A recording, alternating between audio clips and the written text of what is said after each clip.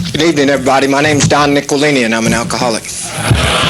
I'd be remiss in my love of Bob Bullock if I didn't tell a little story here. I didn't realize I'd be sitting at the table with Oscar, but I, too, am a graduate of the Care Unit Hospital of Orange.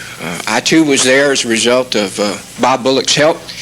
The son of a bitch lied to me. He told me he was sending me to a health farm where I could get some herbal wraps and relax. Told me I was going to learn to play golf, make sure I took my clubs with me, and went out and bought a new set of ping clubs. Bob, if you're listening, I ain't forgiving you. I got there, and I knew the magic name, and that was Penny, and she was described as an angel on the face of the earth. And I'll never forget when I walked down that hall in the detox to meet Penny for the first time, thinking she was going to throw her arms around me and welcome me. Happy to see another true drinker and a true Texan. She told me to sit down, shut up. I couldn't say anything for 30 days. She had had enough from Oscar. He was worse than Bob. Her career was on the line. And if I told anybody that I was from Texas, she was going to ship me back out.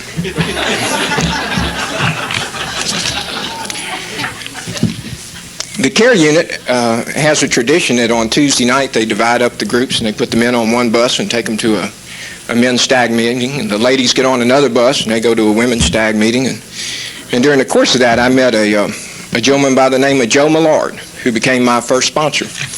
I stayed in California for a couple years.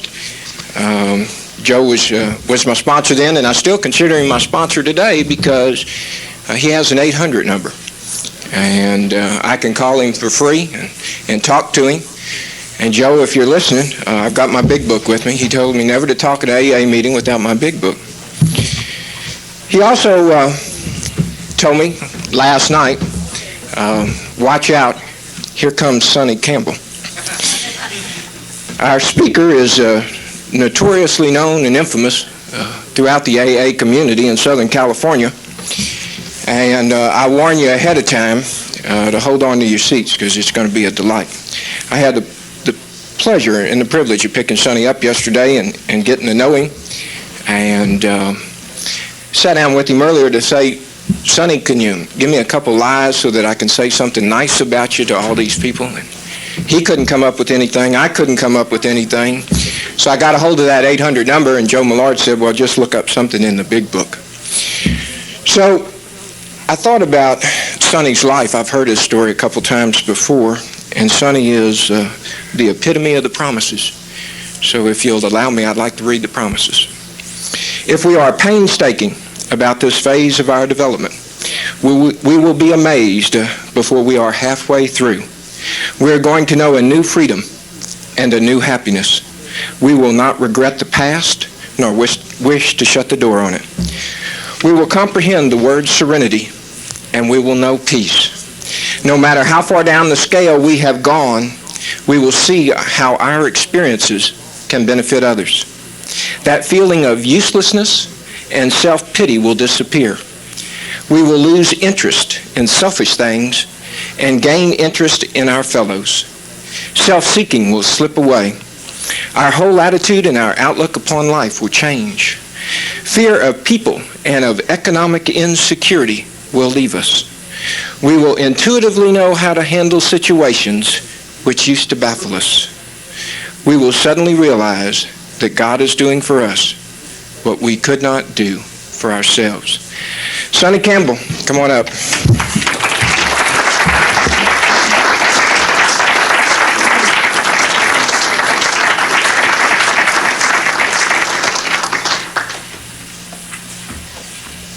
Good evening, everybody. I'm Sonny, and I'm an alcoholic. And it's really good to be in Texas. It's good to be anywhere, clean and sober, fully clothed and in my right mind. Most of the time. I got off the airplane yesterday, and Don and his cohort picked me up, and they took me to the Alamo. I guess they figure that everybody from California should visit the Alamo before anything else. And I was really impressed. It's a lot littler than I thought it was going to be. I got my picture taken shaking hands with a Texas Ranger, and when I get home, I'm going to have it blowed up poster size and put it in my living room framed, because I have never shook hands with a Texas Ranger. I don't shake hands with too many police. Somebody asked me today where I practice law, and I told them I don't anymore. And they said, oh, did you used to?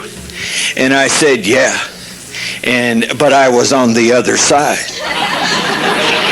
And I want to tell you that the same thing I told them in San Diego when I spoke about in front of the judges and the lawyers down there. This will be my second attempt at speaking to judges and lawyers where I didn't have to go to jail. And I have forgiven all you judges and all you lawyers for not listening to my side of it. Yeah. I never went to a care unit or a recovery unit or anything like that. I got sober where there was only that was the only place possible for me to get sober, and it was in a penitentiary. That was the only place where God could hold me still long enough to hear the message of Alcoholics Anonymous. I believe today that if I would have got out on the streets, I'd have died, because I wasn't about to quit using and drinking. Now I want to tell you, for those of you that are pure alcoholics, if I mention drugs tonight, that's tough. You see, because when I was out there drinking and using, nobody told me, Sonny, wait a minute, just drink. One of these days, you're going to be in Alcoholics Anonymous, and you can't talk about drugs.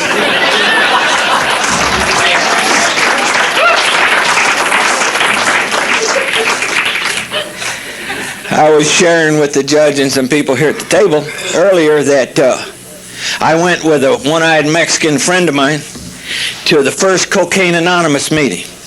We went in and we sat down, and this lady got up to the podium and she began to share.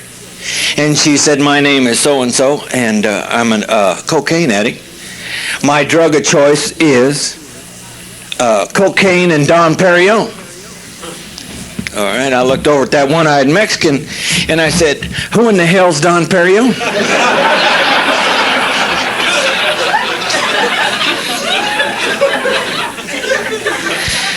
I had heard about silk sheet drunks and all that stuff, and I've shared with my sponsor. My sponsor has 44 years of sobriety. And he told me, you know what your problem is, Sonny? And I said, no. He says, you're a goddamn low-bottom snob.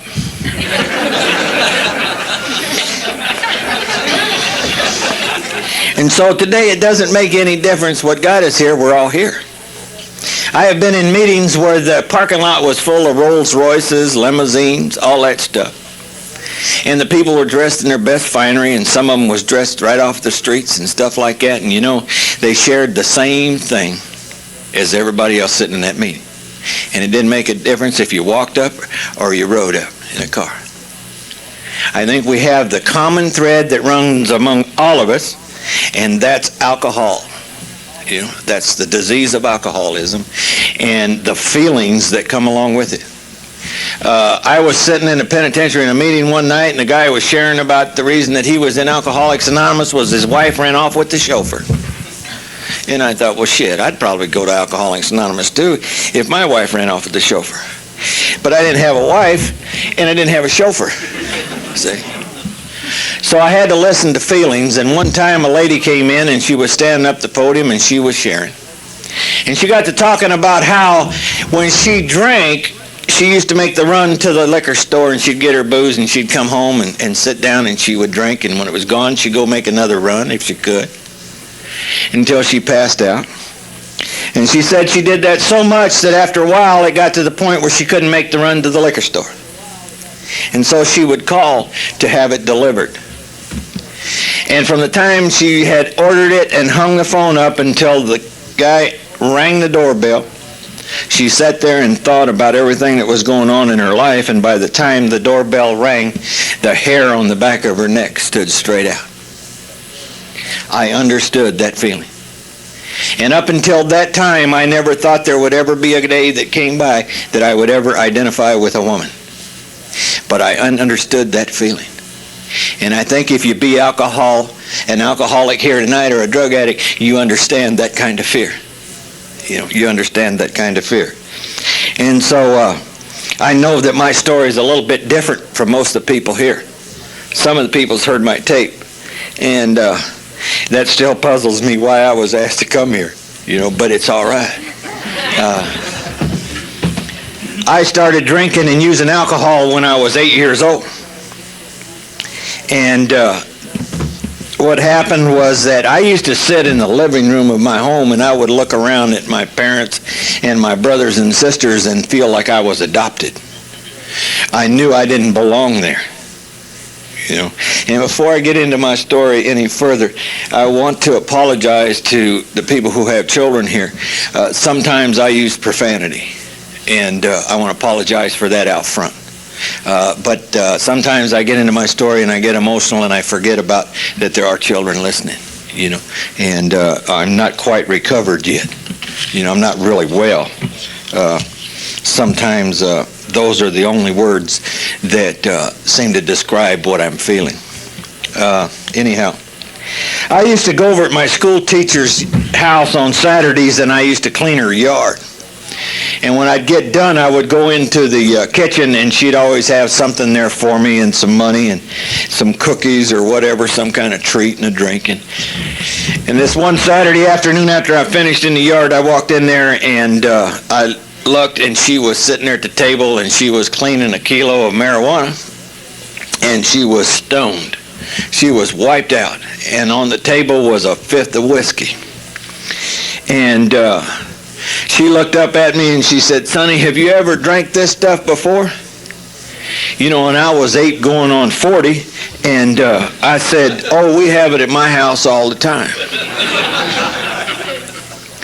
And she said, "Fine," and she poured some out in a water glass and said, "Here." And I took it. And I don't know about you, but I remember that first drink, because I remember what it did for me. Not what it did to me, but what it did for me.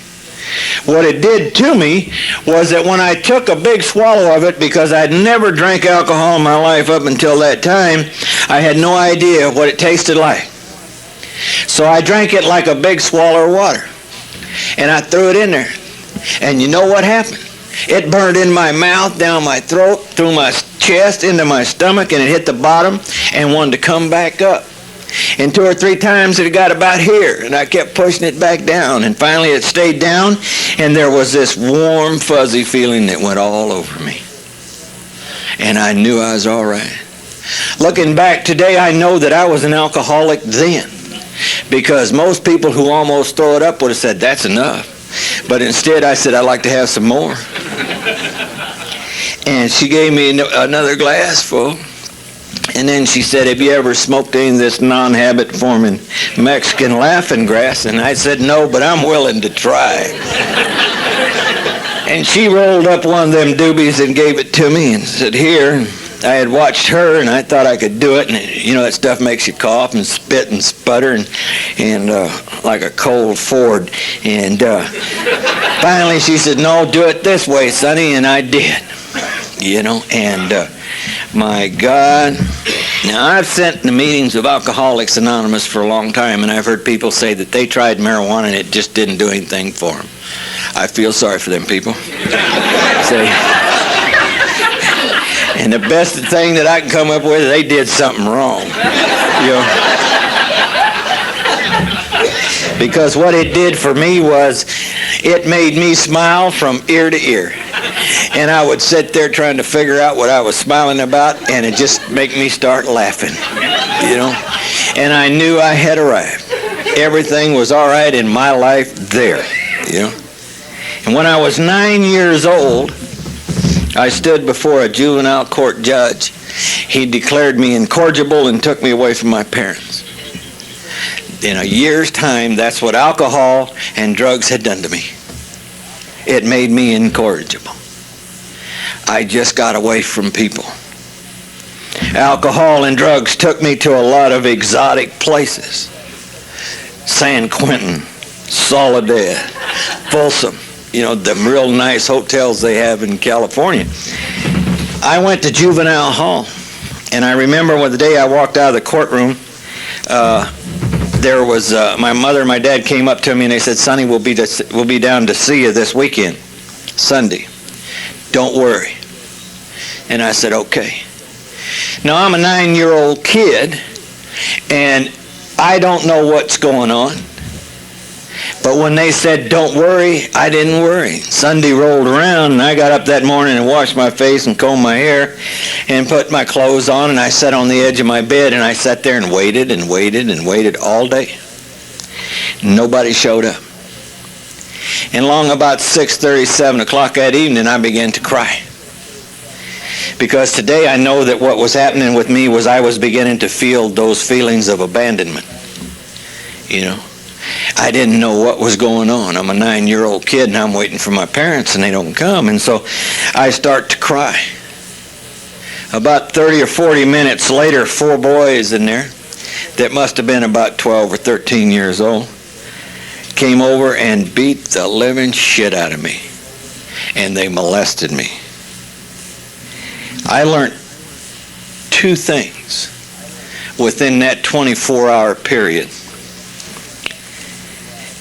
And what happened was the next morning a kid came over and sat down on a bunk next to me and told me, says, "Sonny, you're going to have to do something about this situation or it's going to happen again." And I said, "It's not going to happen again." He said, "It will if you don't straighten up."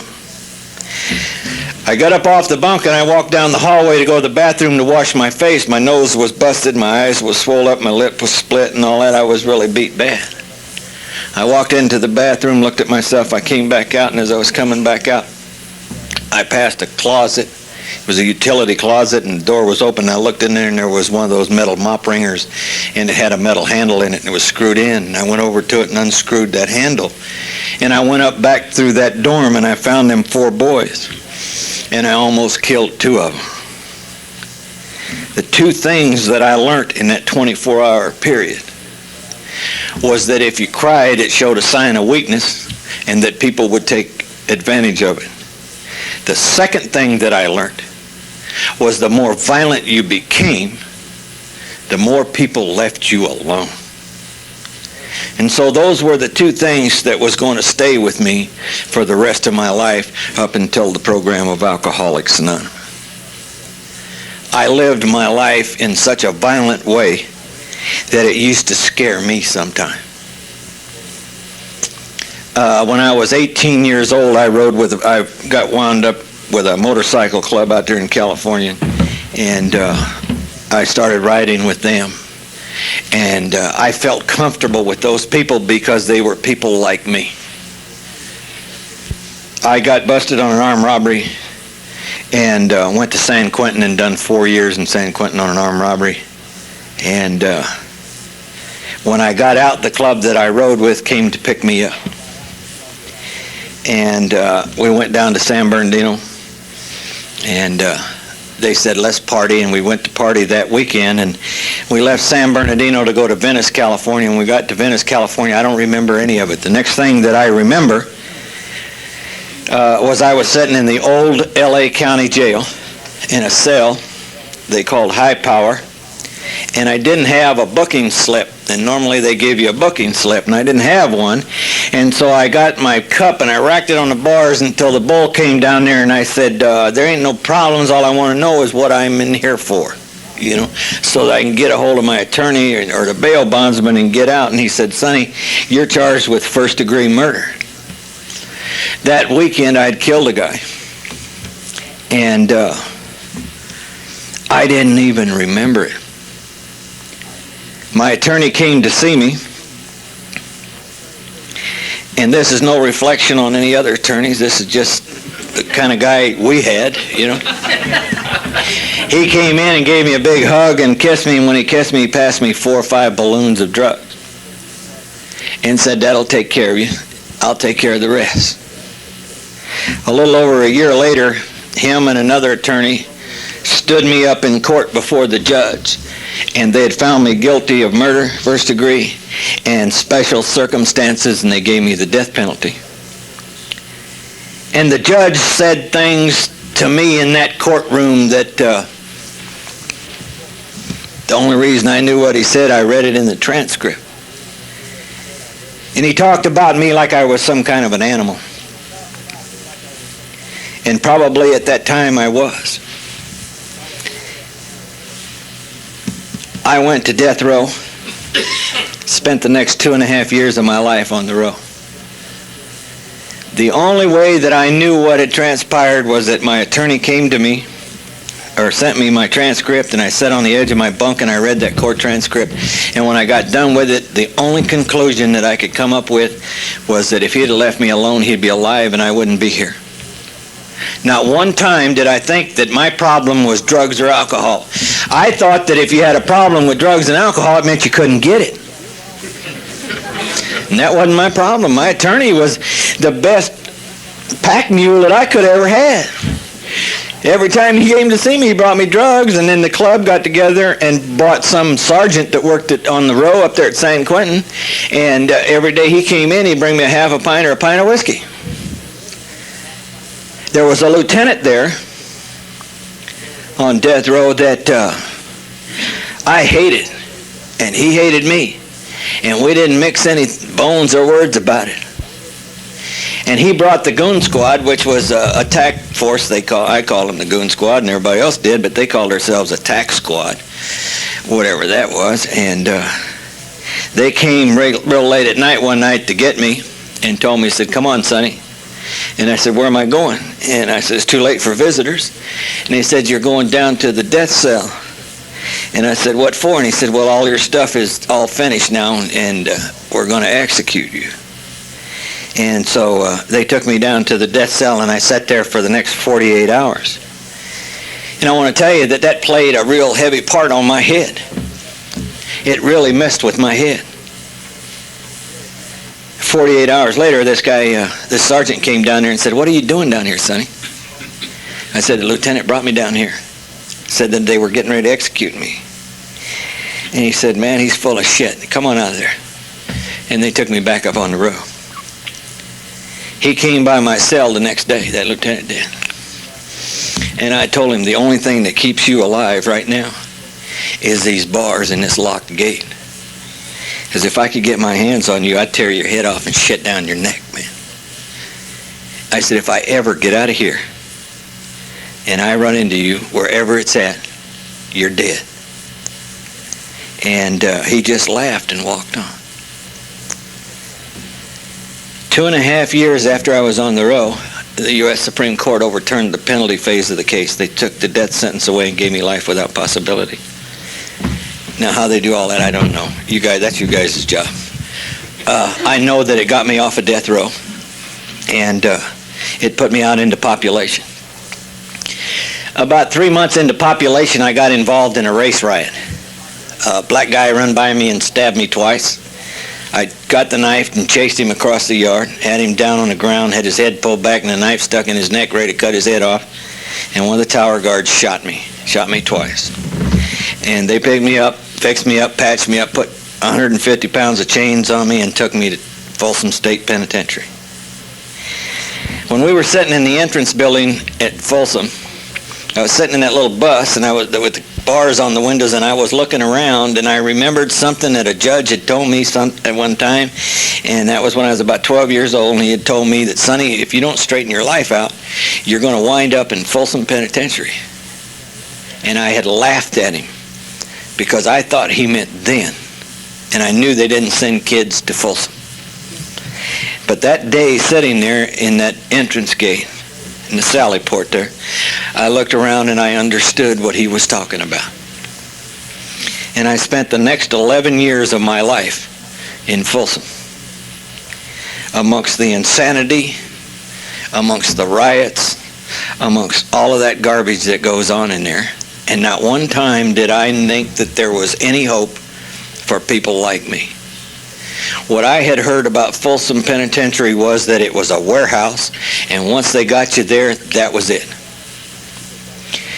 On one side of me on the tier, the cell next to me on one side was a white guy who thought he was a Mexican, and he belonged to the Mexican mafia. On the other side of me was a guy named Charlie, who caught his wife cheating with another guy, and he killed both of them, but his wife, he put her in a meat grinder and sold her hamburgers in his restaurant. And he'd been there for quite a while. And he was quite a trip. And this was the kind of insanity that I lived with for a long, long time. And I remember that every morning at 7 o'clock when they'd ring the bell, I'd get up, get ready to go out of the cell, and just before they'd rack the gate, I'd reach up on the wall and I'd pick up that mask and put it on. And I would go out and I would survive any way that I could that day. At 3:30 in the afternoon, I'd line up and I'd get inside, and as soon as they locked the door and then double locked the tier, I'd take the mask off and put it back on the wall and sit down on the edge of my bunk and say, made it one more day. One more day. And then I'd wait for the Pruno man to come by to drink myself into oblivion, or to get whatever drugs I could to get myself into oblivion. I am a firm believer, as I said in the beginning, that I used drugs and alcohol to continue to stay insane enough until I could get to the program of Alcoholics Anonymous. And I believe that they saved my sanity until I could get here. At the end of 11 years, I went before the adult authority, and they said that they was going to ship me to a medium custody institution. And so they sent me to a place called Tehachapi. Tehachapi was one of the funniest looking prisons I'd ever been in. It had a wire fence around it and gun towers, and it was dorm living. There was 82 men in the dorm. Everybody had a radio or a record player. Nobody played the same record or the same radio station. It was the most obnoxious joint I'd ever been in, and everybody that was there, or I should say about 90% of the guys that were in there was first-termers that had never been to behind the walls. And so they were still talking out the side of their neck. You know, they were still wanting to kill people and do all that stuff, trying to start an image for themselves. And most of us that had already came down from the walls into there really didn't want to hear all that crap, you know. And so we just kind of stay away from them. And I remember one night there was these two black guys that had been smoking that marijuana and drinking some Pruno, and they got tough, and they were wanting to kill each other. And I listened to it for about an hour, and then finally I said, well, here's a knife. And I reached under my mattress and got this shank and threw it over there, and I said, here, kill each other. You know, and it got quiet in there. And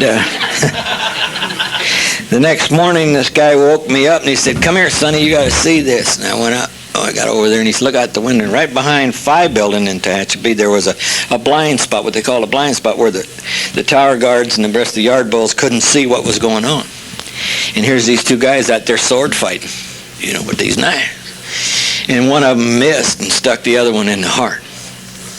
And the guy fell on the ground, and he quivered like a fish out of water, like you do when you die that way, and that violence. And the guy who had done it was standing there, and I looked up at his face, and the expression on his face I had seen so many times. And I understood that expression because it had been with me a lot. And that was the expression of, oh, fuck. Why did I do that? Why did I do that? You know, like when somebody asks you, why don't you just quit drinking? And you stand there and say, you know, that's exactly how it feels. You don't have any answer. And I walked back over and sat on the edge of my bed. One day I was there, and I was walking through the dorm checking it out because I hadn't really checked anything out there. And I walked into this one room, and there was some wooden benches over there, and these two guys were sitting there, and they were looking up. And I went in and looked up, and they was looking at a TV, and it was color. And I had never seen color TV. See? The only color I'd ever seen is them old Hoffman round screens where it was yellow. You know, my dad had one of those. But I looked at it and I thought, wow. So I walked over and sat down. Now at Folsom they had 2 TV sets, and they were both black and white, and they were out behind one building in what they called Blood Alley. And they named it Blood Alley for just that. And on one station there was movies, and on the other station it was sports. And that's all you watched. You had to make up your mind which one you wanted to watch, and you didn't reach up and turn the channel.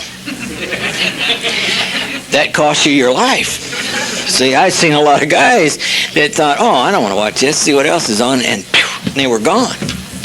So I walked in and I saw that, and I went over and sat down, and I was just looking at it, and I didn't care what was on. I thought it was just neat that it was in color. And this guy said, Sonny, if you want to change the channel, feel free to do it. Nope. You know, this is fine. Whatever it is, it's fine. And we were sitting there about a half an hour, and this black guy walked in, and he looked at it and decided he didn't like it, and he reached up and turned the channel. Now, the 2 guys that was in there with me, one of them had just come up from Soledad, and the other one had come down from Quinton. And I looked at it, and I looked at him, and I looked at them guys, and I got up and walked out and laid down on my bed. Pretty soon, here come the bulls. And they carried this black guy out. He was dead. So I decided, well, while I'm here any longer, I'm not going to watch no TV. So I didn't watch no more TV until I got out of prison. One night I was sitting on the edge of my bunk reading a Louis L'Amour book. That was the extent of my education. Louis L'Amour, I thought that was the best book writer in the world. Man, I thought this guy really writes about cowboys. You know, I loved Louis L'Amour. I read everything as he's wrote, you know. And I never was interested in school. I've heard of functioning alcoholics. Puzzles the shit out of me.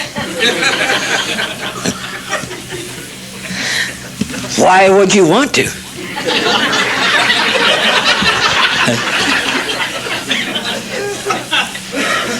I used to be coming home when everybody was going to work and never could understand that.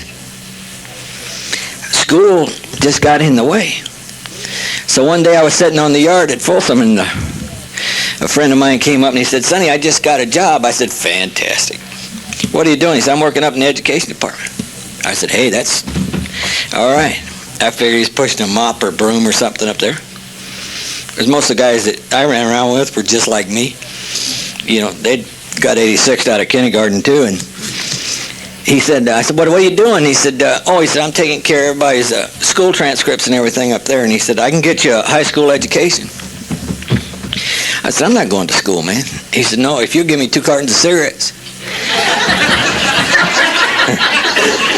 I'll get you a high school education.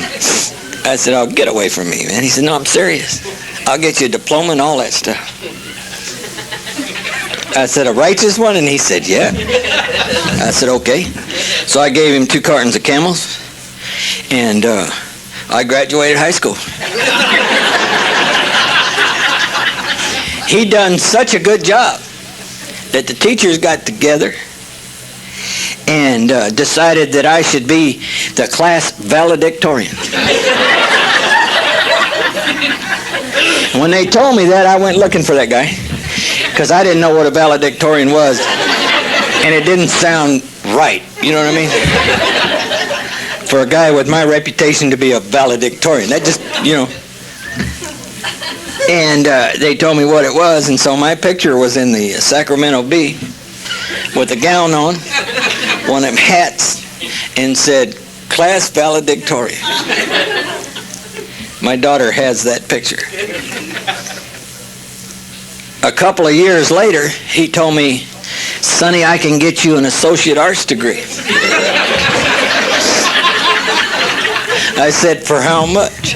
He said, 4 boxes. I said, okay. So I graduated from Allen Hancock Junior College in Santa Barbara, where I live at. And I gave him the cigarettes, and I got the associate arts degree. I'm pretty well educated by now. I got involved in another riot, and they locked me down because I almost killed a guy, and they locked me down for 2.5 years. And in that 2.5 years, I was in what they call 4A. It's a penitentiary inside of a penitentiary.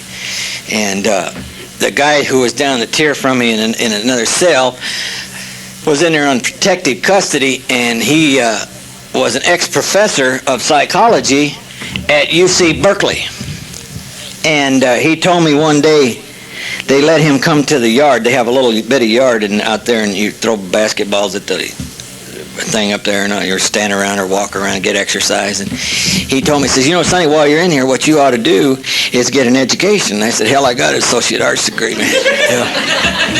I thought I was big time. And he said, no. He said, you should write to UC Berkeley and ask for their extension courses, and you can get a BA degree.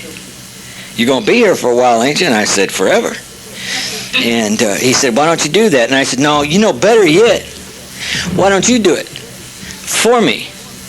And if you don't, the next time you come out here on the yard with me, I'm going to kill you. And he said, okay. I would have never killed him. You know what I mean? I was just joking. The next thing I knew, they were coming and getting me and taking me back out into population, and at that time, I only needed 9 units for a BA degree in psychology. So I just let it go. So I was sitting there that night reading Louis L'Amour,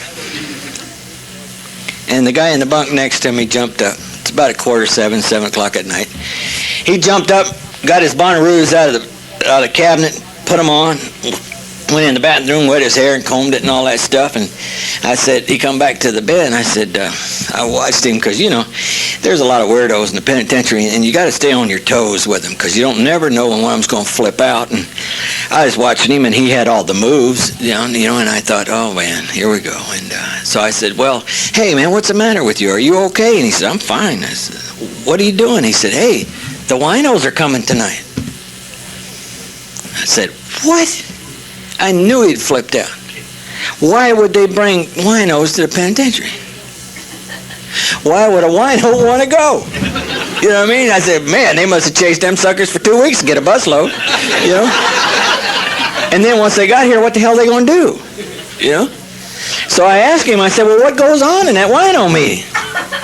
He said, oh, Sonny, he said, they got free coffee, and they got cookies, and if you talk to them people, they'll give you cigarettes. And I understood where he was coming from. If you're in the penitentiary for a long time and, the wheels has come off that car, she can't make it up there anymore and don't send no more money. She's on welfare now and all that stuff. And you just don't have any money. You can't go to the canteen and buy that stuff. Well, then, And I said, well, what else goes on over there? And he said, well, they bring in broads. My ears perked up. I said, what? He said, they bring in broads. I said, real ones? And he said, oh, yeah. I said, man, if you're lying to me, I'm going to hurt you. And he said, no, they bring in real broads. Now, I've been in the penitentiary a long time, and I hadn't seen the real thing. I'd seen a whole lot of woulda, coulda, and shoulda beens, but I hadn't seen the real thing. And so that kind of intrigued me. And I said, well, how do you get over there? Because I had coffee and cookies and cigarettes in my locker then. I smoked. But I don't care how you shook that punk, there wasn't no broad going to roll out of there. They were contraband.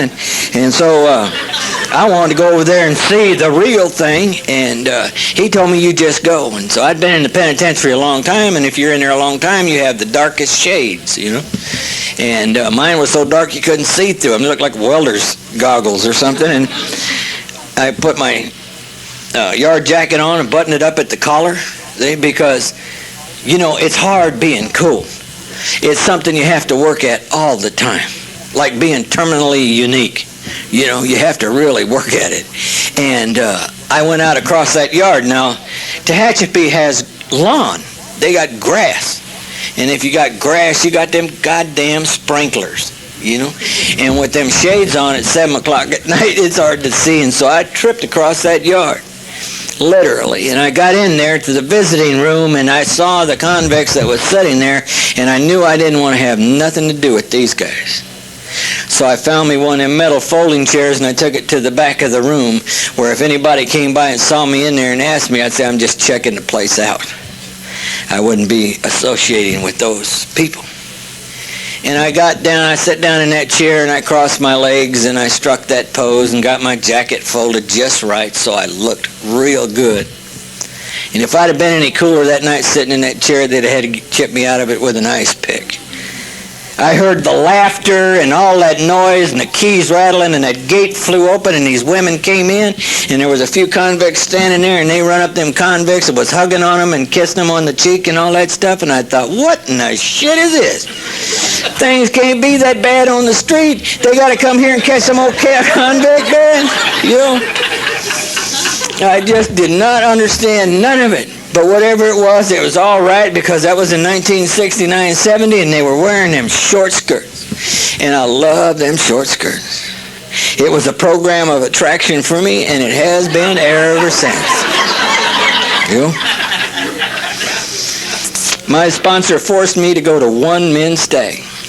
I said, I'll go just to say I've been. And I don't go back. There is absolutely nothing there that attracts me. Nothing. I'm not married, so I don't want to go listen to people's problems, you know, about being married and all that stuff that goes on at them men's stags. And I wouldn't hear the program there if it hit me in the face. I have to go where I feel comfortable, and that's amongst men and women. See, I was in the penitentiary for a long time, and all they had in there was men. And so that don't attract me.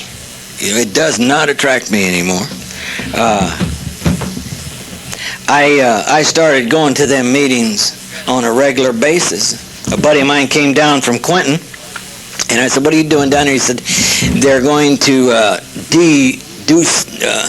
debrief him or so, I don't know. They said that they want to get you ready to go out to the streets. And I said, they're sending you home? And he says, yeah. I said, why? He said, I've been going to Alcoholics Anonymous, and they figure that I'm ready to go home now. I said, well, I've been going to Alcoholics Anonymous.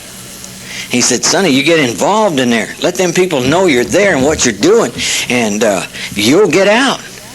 And I thought, wow, all right. So I got some of my partners, and we went over to the next business meeting, and I got me elected secretary of the meeting, and I got them made coffee makers and set up men and all. You know, when I sit and think about that shit now, I think, God, how stupid, you know. And I would go to the meetings, and I would be Mr. AA, and when the meeting was over, I'd go out and slam some heroin or smoke some dope and drink that Pruno. And in 1973, I went before the Adult Authority, and the Adult Authority said, Sonny, we're thinking about sending you home. I said, oh? And they said, yeah, you've been going to Alcoholics Anonymous, and there's been a dramatic change in your life. I thought, wow, I don't think so. I still get loaded and all that shit, you know? But what had happened was that going to Alcoholics Anonymous, I kept a low profile. I wasn't so out front with it. And so they didn't know what I was doing. Most of the guards knew I was doing something, but they couldn't put their finger on it. And so in 73, they let me go home. And what happened was that when I went out to the entrance building, the club I rode with came and picked me up. And I left Alcoholics Anonymous at the gate. In 1975, I was arrested I was rescued. I don't believe I've ever been arrested. I have been rescued many times. But they rescued me in Nebraska, and what I was doing in Nebraska, I have no idea. All I know is they have some state troopers back there that are really big dudes. You know. And I had just tore the shit out of 4 of them, and was getting ready to start on this little deputy sheriff, and he said, I'll stop this son of a bitch. And he pulled out his gun. It was a .38, and he shot me in the head. We talked about the promises, and there's some other portions of the big book where it talks about God doing for us what we can't do for ourselves, and I think that that's what happened that day. God doing for me what I couldn't do for myself, because that bullet penetrated my scalp, went between the scalp and the skull, went clear across the top of my head and came out the other side. I have a ridge that runs clear across the top of my head. I remember how I felt when that happened. And what I felt was complete and total relief. I didn't have those feelings anymore that was driving me nuts. That drugs and alcohol. This is the end of side 1. Please start playing side 2 now. Thank you.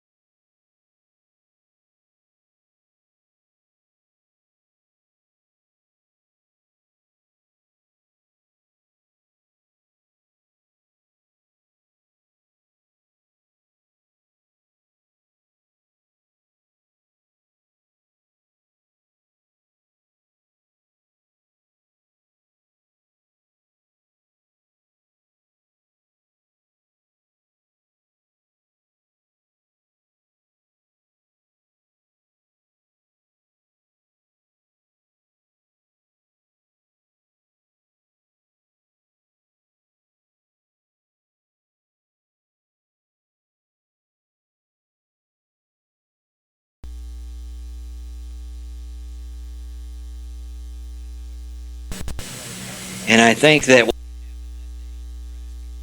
I was fine.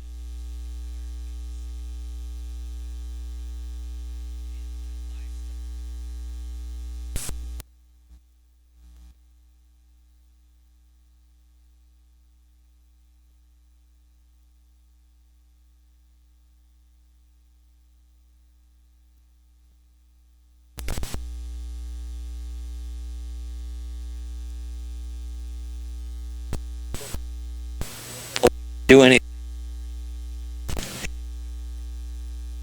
And I think that what had happened that day in Nebraska was that I was finally sick and tired of being sick and tired enough to want out. And my lifestyle all my life had told me that you can't commit suicide. And so I went and jumped on them people back there, and they were trying to take me out. I remember them throwing chains and stuff on me and throwing me on the floorboard of the back seat of the cop car, and taking me to the hospital. And these two cops had me by the hair, dragging me across the sidewalk out of that car, up the stairs and into the emergency room, and threw me on the gurney and chained me to the gurney. I remember that.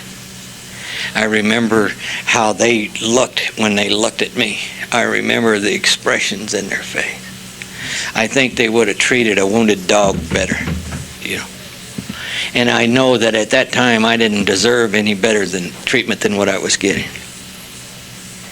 And I remember passing out and thinking, God, thank you, it's all over. And then I came to.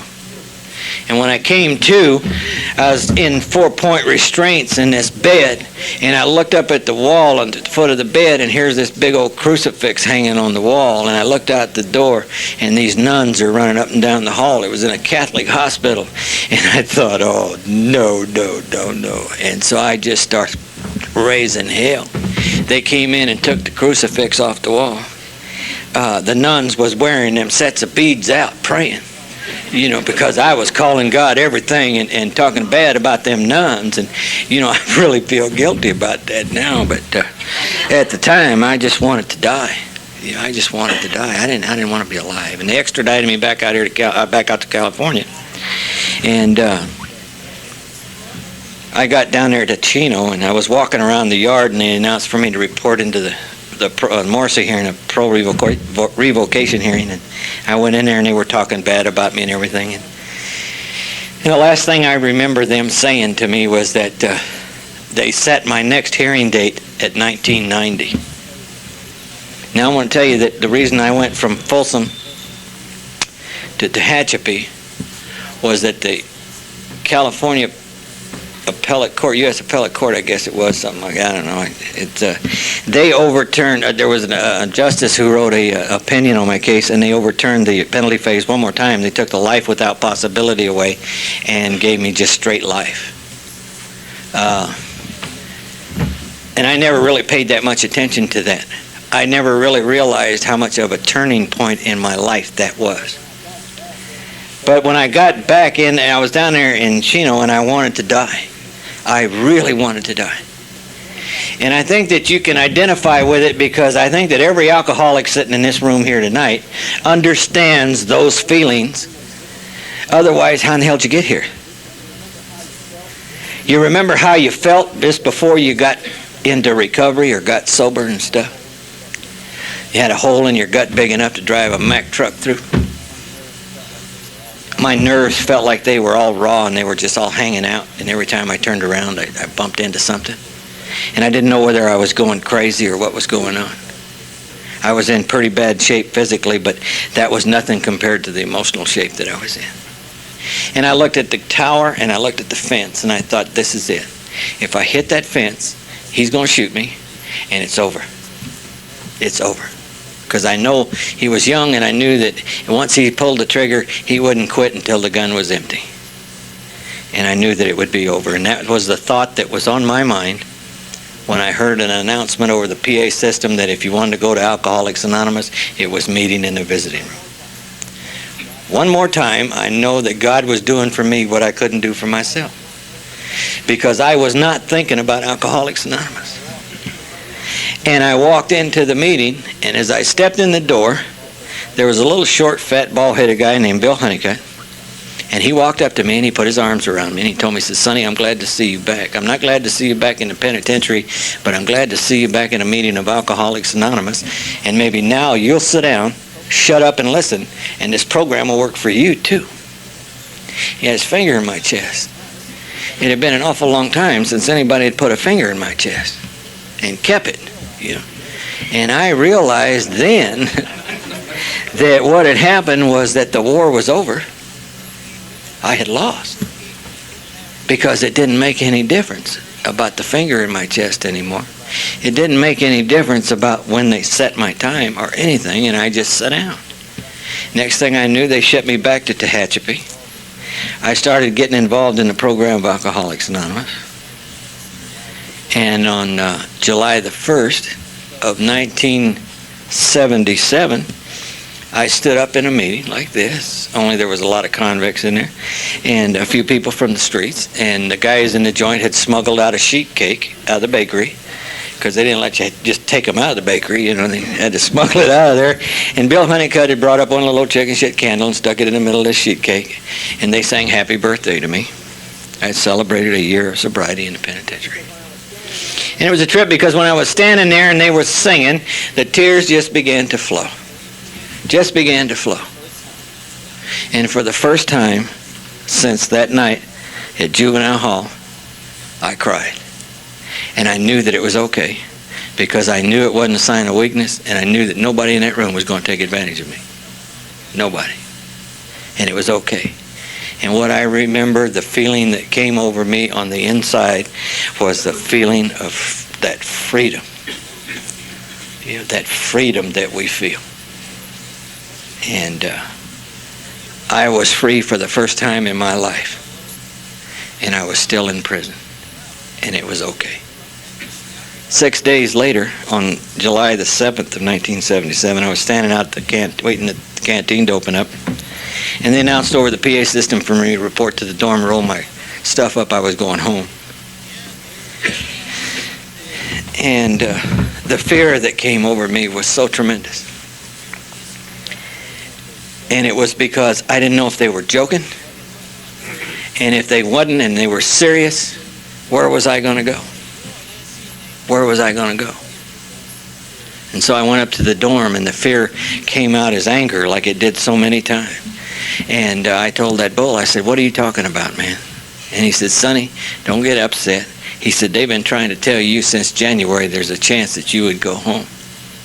I was watching TV tonight with my friend, and ex-Governor Brown was on there. He's still a big fool, but you know, he's my favorite fool. You know, he signed into law a bill called SB 42, which overhauled the judicial system in the state of California. It took the power away from the adult authority, gave it to the judges. All that rigmarole they do. Anyway, what it did was when they reviewed my jacket in the joint, my case, they realized that under the new laws I had done 4.5 years too much and had to be released immediately. One more time, God working in my life. I guess he figured I was ready.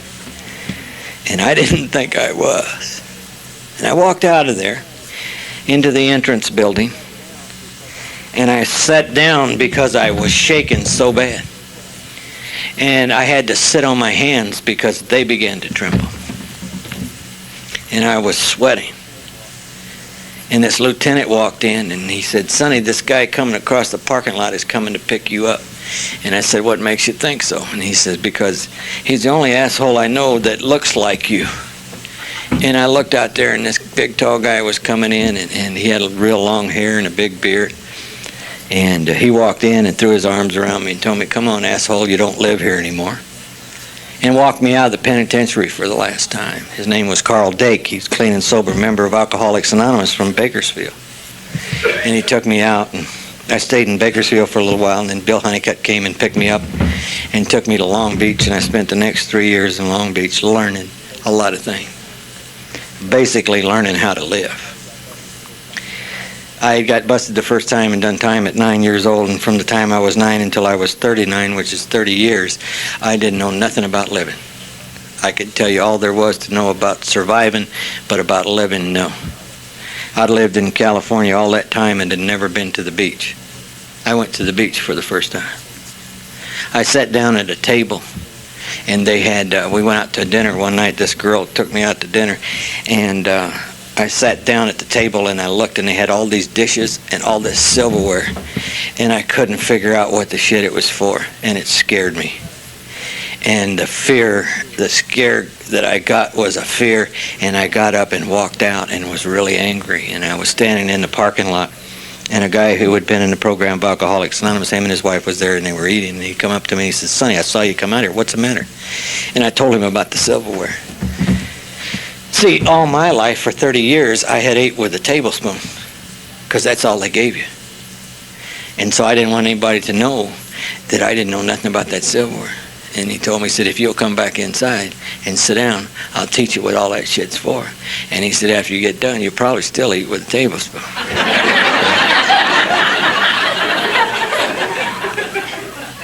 And I sat here tonight, and I knew which fork to take to eat my salad with and all that shit, you know, and then the tablespoon's still better. But, you know, these are things that the program of Alcoholics Anonymous has taught me. Everything. They taught me everything. When I came to this program, I had a beard that laid in my lap when I sat down, and my hair I could sit on. Bill Honeycutt took me to a meeting and introduced me to this woman and told me she was going to cut my hair. And I said, why? You know, I had beautiful hair. And I looked at her and I understood why she wanted to cut it. Her hair was shorter than a boy's, man. She was jealous. You know, that's what I thought. And she was scared to death.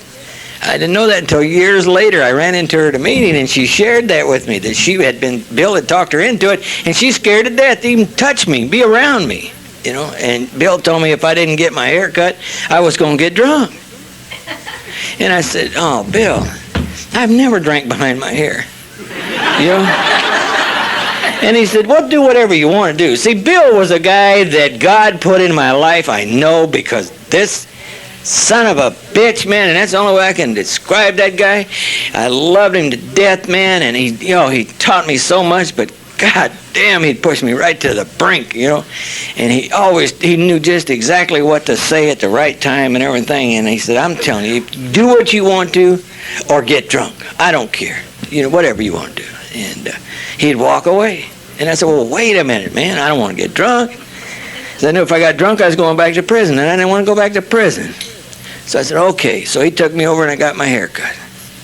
And this is at a women's beauty salon. And people who have my background don't frequent those kind of places. You know what I mean? It just... So, and while I was sitting in the chair, he told me, he says, you might as well get that beard cut off too. Because he said, if you don't, you're going to get drunk, Sonny. And I thought, oh, shit, man. So I got the beard cut off. And I want to tell you that I'm a slow learner. Thank God. Because what happened was a couple of years later, I'm sitting in a meeting of Alcoholics Anonymous, and you know how you'll be sitting there and you'll be thinking of things, and something just happened to be said that made me think about what he had done to me, and it dawned on me what had happened, and out of my mouth came, I'll be a son of a bitch. I just woke up to what the light came on. I understood what he did, and what he did was that he got rid of the mask. Without the long hair and the beard, there was only one thing left, and that was Sonny. And without the beard, I had to work on me. See, I had to find out what I was all about, and that's how he handled me. You know, he knocked my ego down. He constantly stepped on my ego. I told him, I said, what about women? He said, don't get involved with women. I said, why? He said, just for a year. Just do it for a year, Sonny. And I thought, well, shit, I've already got a year. So I did it. And now I understand what they're talking about. You know? I didn't know nothing about women. Hell, I'd been with men all my life. I thought you treated them the same way. And you don't. They get real upset and indignant, you know what I mean? They don't like to be called broads. That was brought home to me real quick. You know? And I thought, wow, what a shitty attitude that one's got. You know? You know, and I met a lot of women friends in the program of Alcoholics Anonymous. Today I have a tremendous amount of women friends, and I'm so grateful for them women. Bill took me to Kmart to buy clothes other than Levi's and T-shirts. Because when I came out of the penitentiary, that's all I wore was Towncraft T-shirts and Levi's and motorcycle boots. You know, and I thought that was good enough. I'd been wearing them all my life. What difference did it make? I wasn't going nowhere special, and he told me, you got to get out of that shit and get some clothes, Sonny. I said, okay, so he took me to Kmart. I should have known something then. But see, Kmart to me at that time was a big department store. I didn't know. You know, I thought that was downtown stuff right there. And he took me in there, man, and he bought me a pair of checkered pants that they wouldn't wear on a golf course in Palm Springs, man. And he bought me a shirt that was one of those old real tight shirts that had these big old flowers on it, and they looked like they were silk, you know, the shirts did. And he bought me a bottle of that aftershave lotion and a pair of shoes, and socks, some underwear. And I went home and took a shower and put all that stuff on and went to the meeting that night, and I just knew that nobody in the world looked better than I did, you know? And I walked into that meeting, and them people was laughing. And I'd look at them, they'd quit, you know, or they'd look down, or they'd look up. And there was this one lady named Ruth M. I'll never forget her. She's from the South, and she talked like you all do. And you know, she walked up to me and stuck her finger in my chest and said, Sonny, who in the fuck is dressing you? And I got real indignant. I wanted to slap that old broad. And I said, what are you talking about? And she said, you look like you escaped from a circus, boy. And she said, somebody's got to teach you something. And I said, okay, you do it. You know so goddamn much, you do it. She said, all right. So she took me on as a project. And that was her words. And the people would say, Ruth, what are you doing with that boy? Oh, that's my project for this month. You know. And I remember sitting in a restaurant, And the girl came by, and I looked at Ruth, and I looked at that girl, and Ruth said, "What's the matter?" And I said, "There goes God's will for me." And she said, "What?" And I said, "That's God's will for me." She looked at me right straight in the eye and told me, "What makes you think God's a pimp?"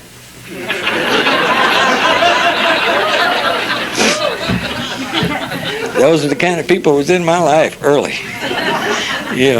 And thank God. I didn't think so then, but today I do. I know, they taught me so much. I remember sitting in a meeting that I used to go to every morning. I went there for 9 years, every morning at 9 o'clock. And there was this little girl who used to sit there. And she would always make sure that she got there before I did so that she would save me a seat. And she would sit there and during the meeting and reach up with her hand and rub the back of my neck. And that pissed me off. I thought, God damn, leave me alone. And I told her many times, I'd take her arm, throw it down, tell her, what are you doing? Keep your hands, rub her neck or his neck. Get your goddamn hands off of me.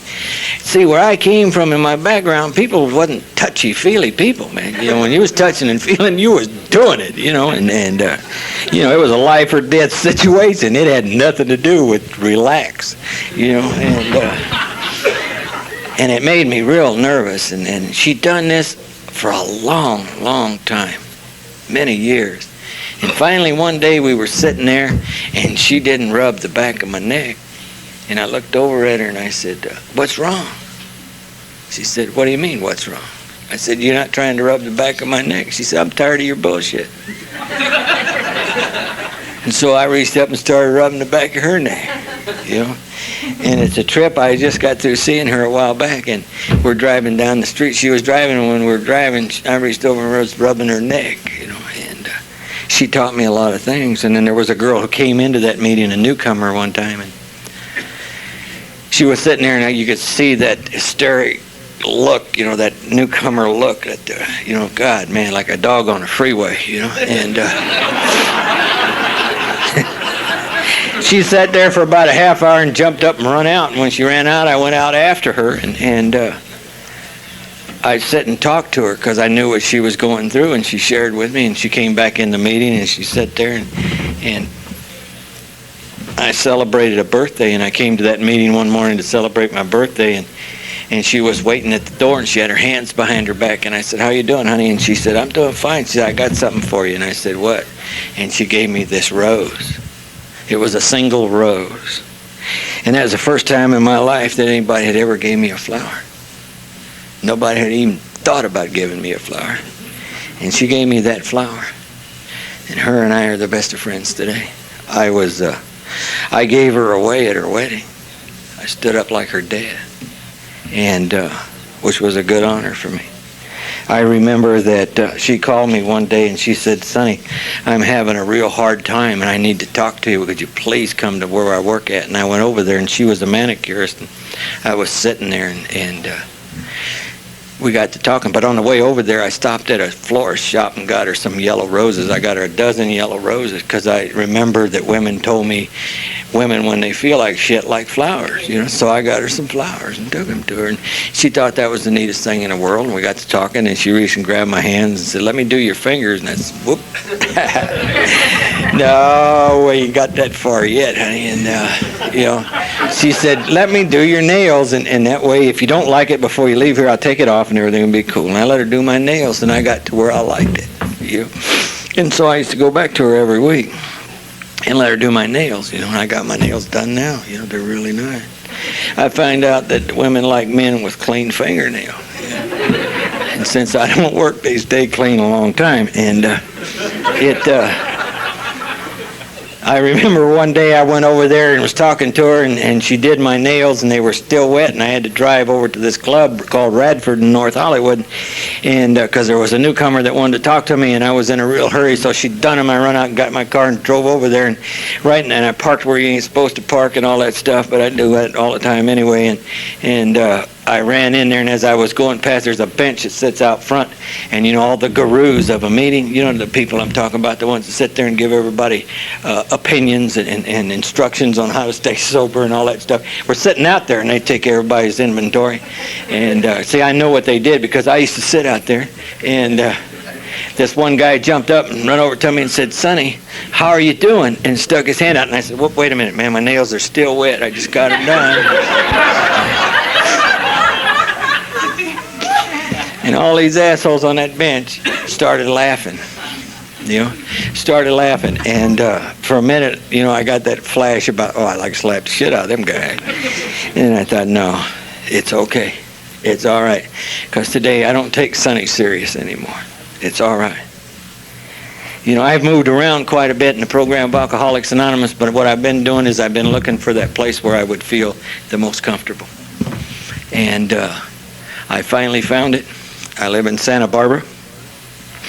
And my house is on the side of the mountain, what they call the Riviera area, that looks down over Santa Barbara and out to the ocean.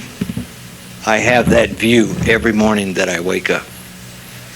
And at night, I go out and sit on my patio, and I look out there. And I thank God every day for where I'm at. It's impossible to get from where I've been to where I'm at today, except by the bridge of Alcoholics Anonymous. The bridge that's been built for me over the years, one day at a time, step by step.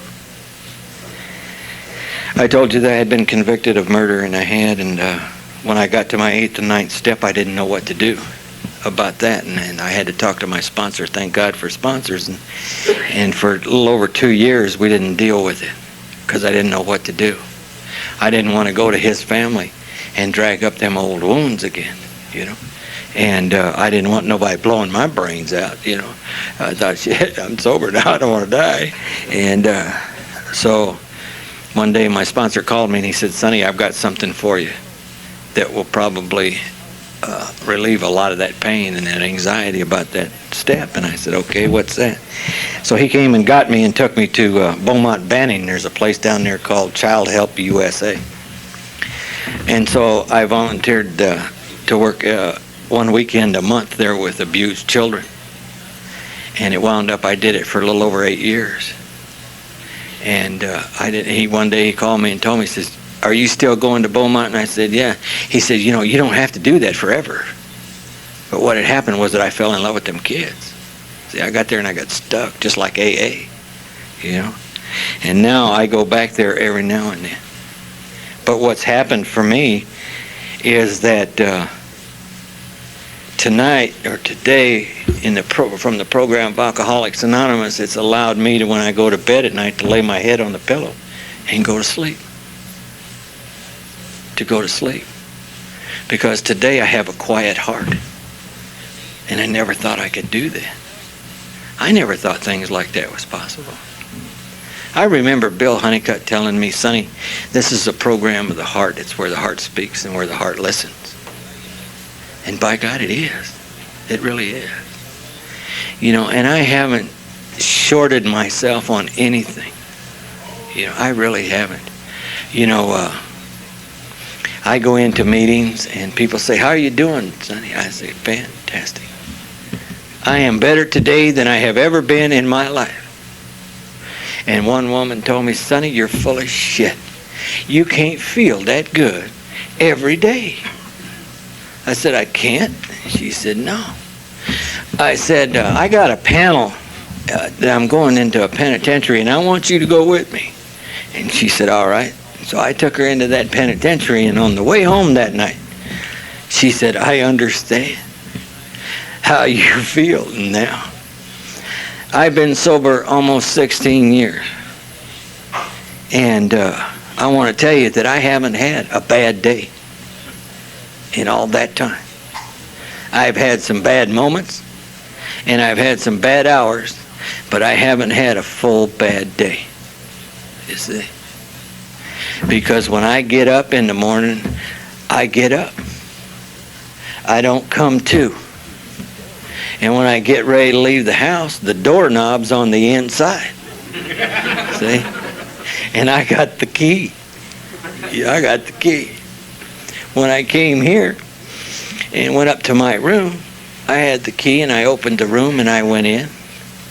And I tripped out because it's got a couch, chairs, a couple of chairs, and stuff. And I looked, and there was 2 beds. And I thought, oh, shit, I got a problem now. What bed do I sleep in? So I said, I'll figure that out later. And went on about my business. And then that night I went in, back up to my room, and I noticed there was a closet right by the bed. And so I opened up that closet, and it turned out to be another bathroom. So now I got 2 bathrooms.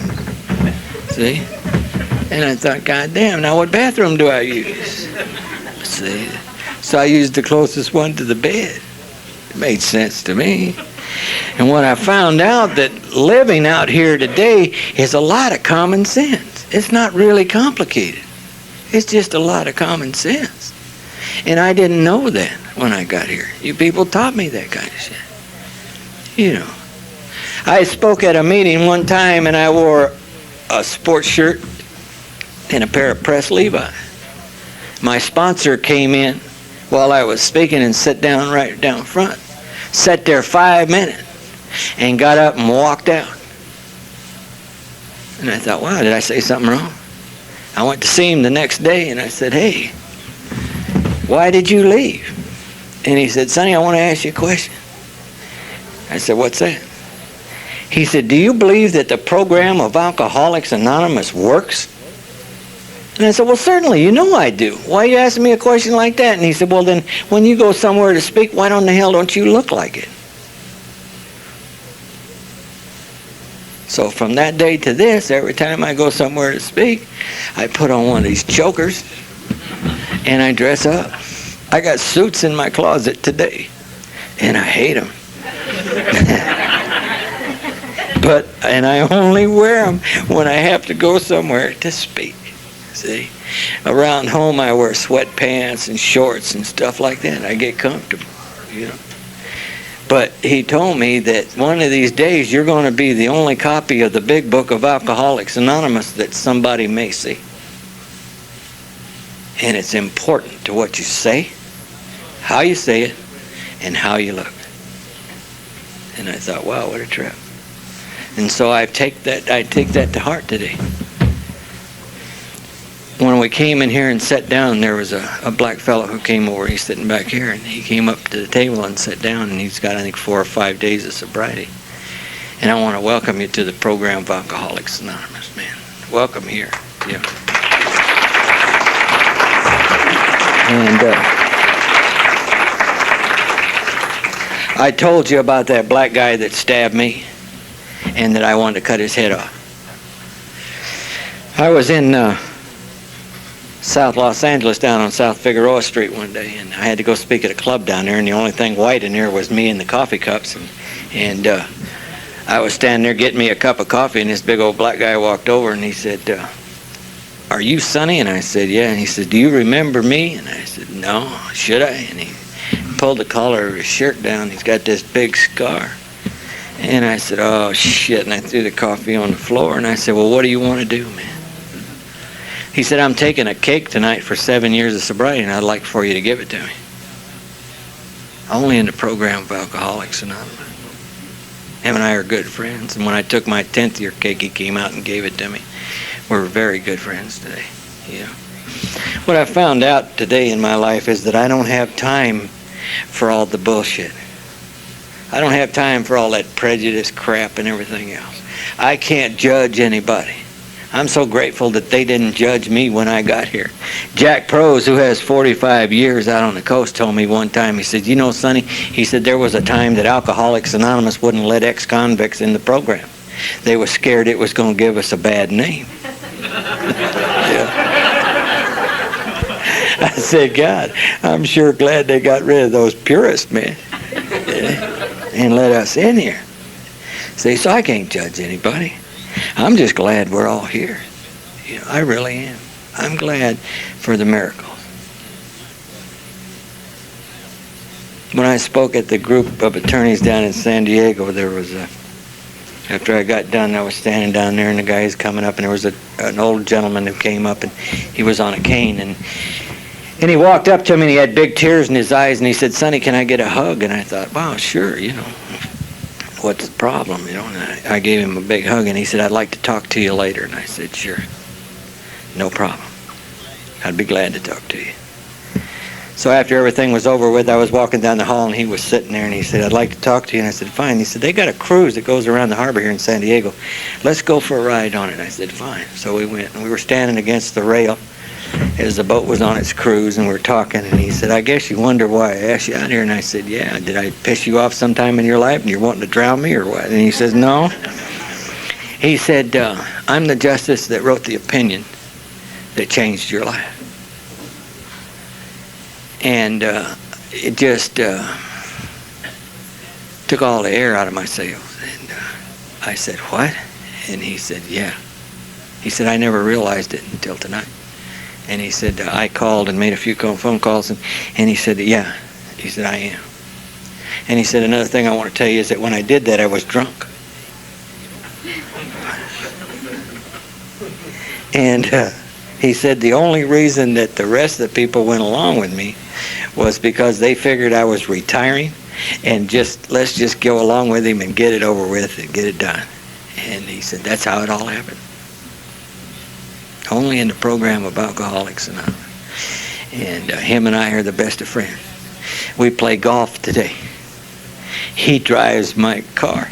He can't get out and do any golfing, but he loves to go and watch people hit the ball, and he drives my golf cart for me all the time. A great guy.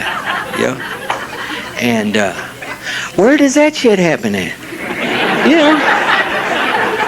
And I'm sitting here tonight, and the judge comes in, and they tell me his position and everything, and I thought, whoa, is this a trip? I love this program. My God, where else could it happen? Where else could the miracles that I'm looking in this room, and I see all kinds of miracles, man. I heard people stand up at that podium and share about the miracles Friday night. And the only difference between you and I, is that you work for a living. I'm retired now. And thank God, and Arrowhead Water, I'm retired. And I was listening to this young lady over here who is a law student now share, and I heard that miracle, and I heard it from so many other people.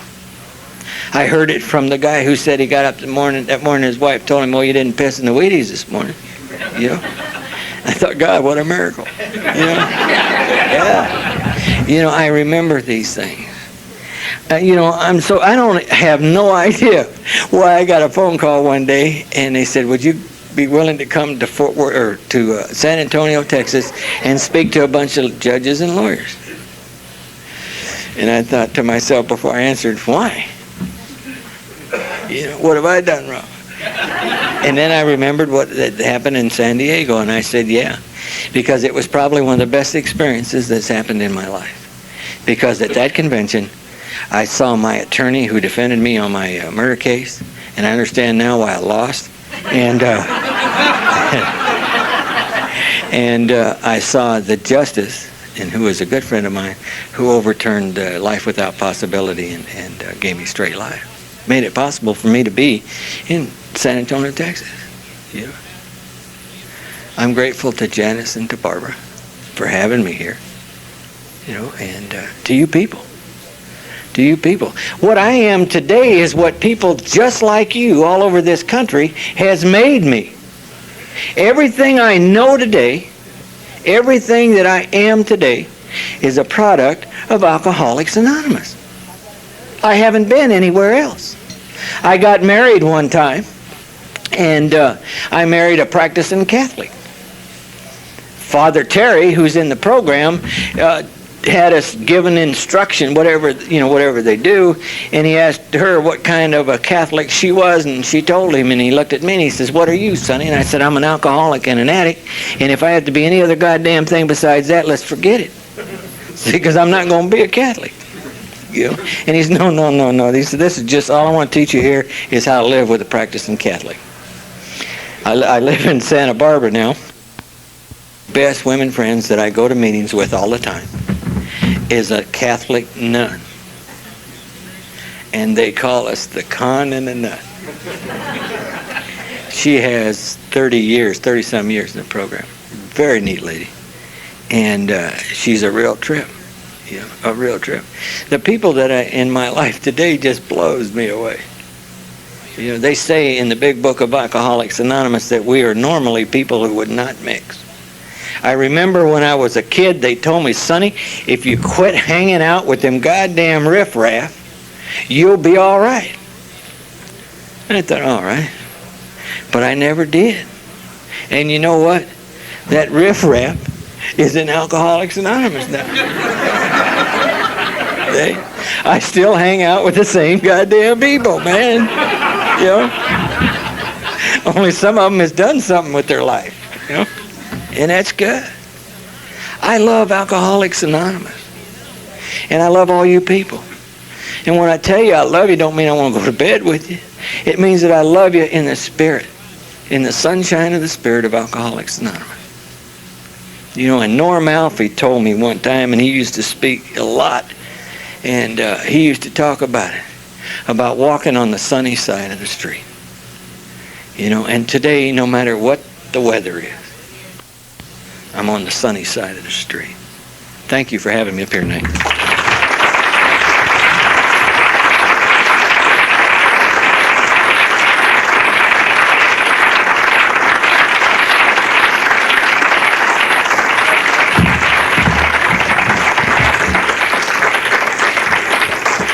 Sonny, thank you. That was great. I'm sure all of you join with me in knowing why God sent Sonny here tonight.